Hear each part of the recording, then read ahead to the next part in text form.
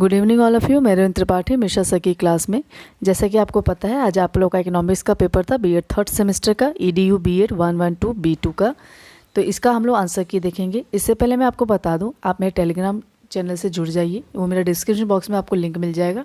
उसमें आपको ये फ़ायदा मिलेगा कि आपको 7 से 8 यानी कि शाम को 7 से 8 के बीच में मैं ऑनलाइन रहूँगी। आपको कोई भी क्वेश्चन पूछना, कोई क्वेरी होगी आपकी, तो मैं उसको सॉल्व करने की कोशिश करूँगी। चलिए स्टार्ट करते हैं। सबसे पहले क्वेश्चन आपका है, अर्थशास्त्र के जनक हैं। इसका आंसर है सी, एडम स्मिथ। इसका आंसर है सी, एडम स्मिथ। क्वेश्चन नंबर 2 है आपका, अर्थशास्त्र को धन का विज्ञान किसने कहा है? इसका आंसर है सी, पिगू। क्वेश्चन नंबर 3 है आपका, राष्ट्रों के धन के प्रकृति और कारणों की खोज पुस्तक किसने लिखी? तो इसका आंसर है ए, एडम स्मिथ।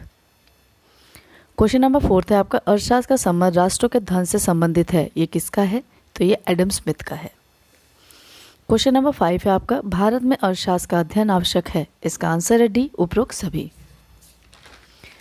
क्वेश्चन नंबर 6 है आपका, अर्थशास्त्र शिक्षण के उद्देश्य हैं। इसका आंसर है डी, उपरोक्त सभी। क्वेश्चन नंबर 7 है आपका, भारत में राष्ट्रीय आय का आंकलन कौन करता है? तो इसका आंसर है सी, केंद्रीय सांख्यिकीय संगठन। क्वेश्चन नंबर 8 है आपका, मूल्यांकन का वह स्वरूप जिसमें निर्माण अध्ययन कार्यक्रम, योजना, प्रक्रिया या सामग्री को अंतिम रूप देने से पूर्व उसके प्रारंभिक प्रारूप का मूल्यांकन किया जाता है। तो उसका आंसर है बी, योगात्मक मूल्यांकन।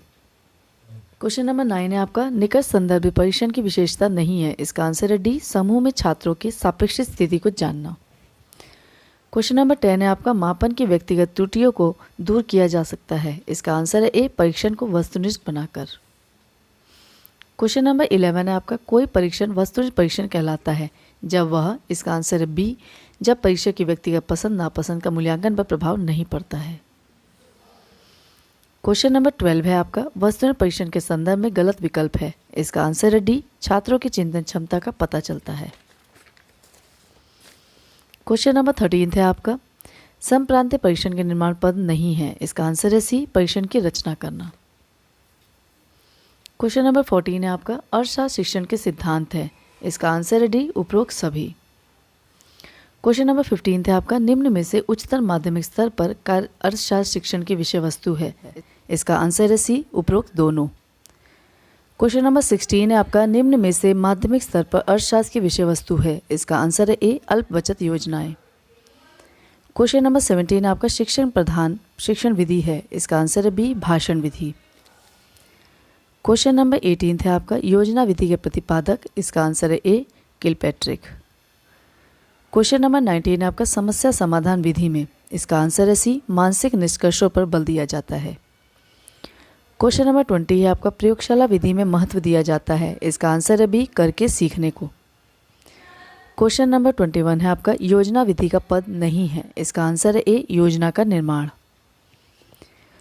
क्वेश्चन नंबर 22 है आपका, स्वक्रिय सिद्धांत पर आधारित है। इसका आंसर है सी, प्रयोगशाला विधि। क्वेश्चन नंबर 23 है आपका, आगमन विधि में। इसका आंसर है बी, विशिष्ट से सामान्य की ओर। क्वेश्चन नंबर 24 है आपका, अर्थशास्त्र के अधिगम हेतु उपयोगी सिद्धांत। इसका आंसर है सी, ए और बी दोनों। क्वेश्चन नंबर 25 है आपका, निम्नलिखित में से कौन शिक्षण सूत्र नहीं है? इसका आंसर है डी, आवृत्ति के सिद्धांत। क्वेश्चन नंबर 26 है आपका, अर्थशास्त्र का अव्यय है। इसका आंसर है डी, उपरोक्त सभी। क्वेश्चन नंबर 27 है आपका, निम्नलिखित में से कौन सी छात्र केंद्रित शिक्षण विधि है? तो इसका आंसर ए, अन्वेषण विधि। क्वेश्चन नंबर 28 है आपका, becoming better teacher micro teaching approach के लेखक कौन है? तो इसका आंसर है डी, बी के पासी। क्वेश्चन नंबर 29 है आपका, ह्यूरिस्टिक शब्द यानी ह्यूरिस्को से निकला शब्द, इसका अर्थ क्या होता है? तो इसका आंसर है ए, मैं स्वयं खोज करता हूँ। क्वेश्चन नंबर 30 आपका, कक्षागत समस्या का समाधान किया जाता है। इसका आंसर है डी, क्रियात्मक अनुसंधान द्वारा। क्वेश्चन नंबर 31 है आपका, जनसंख्या सिद्धांत का प्रतिपादन किसने किया? इसका आंसर है ए, थॉमस माल्थस। क्वेश्चन नंबर 32 है आपका, प्रश्नोत्तर विधि के प्रतिपादक कौन है? इसका आंसर है ए, सुकरात। क्वेश्चन नंबर 33 आपका, सूक्ष्म शिक्षण है। इसका आंसर है सी, शिक्षण विधि। क्वेश्चन नंबर 34 आपका, अनुशीलन प्रश्न कौशल के घटक है। इसका आंसर है डी, उपरोक्त सभी। क्वेश्चन नंबर 35 है आपका, मनोगत्यात्मक पक्ष का वर्गीकरण किसने किया? इसका आंसर है ए, सिम्पसन। क्वेश्चन नंबर 36 है आपका, निम्नलिखित में से कौन सी शिक्षण विधि में छात्र निष्क्रिय श्रोता होता है? इसका आंसर है सी, व्याख्यान विधि। क्वेश्चन नंबर 37 है आपका, शिक्षण के कितने स्तर हैं? इसका आंसर है डी, 3। क्वेश्चन नंबर 38 है आपका, निम्नलिखित में से निरीक्षण के उपरांत क्या आवश्यक होता है? तो इसका आंसर है सी, अध्ययन। इसे आप लोग चेक कर लेंगे, मुझे कमेंट में करेंगे। क्वेश्चन नंबर 39 है आपका, सूक्ष्म शिक्षण के बारे में असत्य कथन कौन सा है? इसका आंसर है बी, इसमें विषय वस्तु सहायक मात्र होती है। आप देख रहे हैं पढ़ाए हुए क्वेश्चन आ रहे हैं, इसलिए मैराथन ज़रूर देख लीजिए। मैराथन से बहुत सारे क्वेश्चन आए हुए हैं, आप देख रहे हैं, आपके सब्जेक्ट से मिला के और साथ में आपका मैराथन से मिला के बहुत सारे क्वेश्चन आए हुए हैं। इसके लिए आपको क्या करना है, डिस्क्रिप्शन बॉक्स में आपको मेरा टेलीग्राम लिंक मिल जाएगा, आप उसमें क्लिक कीजिए। उसके बाद से आपको जो भी आपको क्वेरी करनी है, आपको कोई पेडागोजी सब्जेक्ट सब कुछ देखना है, आपको कुछ क्वेश्चंस चाहिए, वो भी आप मुझे कमेंट कर सकते हैं। मैं उसको आपको ऑनलाइन आपको मैसेज करूँगी। 7 से 8 यानी कि शाम को 7 से 8 बजे के बीच में मैं ऑनलाइन रहूँगी, उसमें आप लोग क्वेश्चन कर सकते हैं।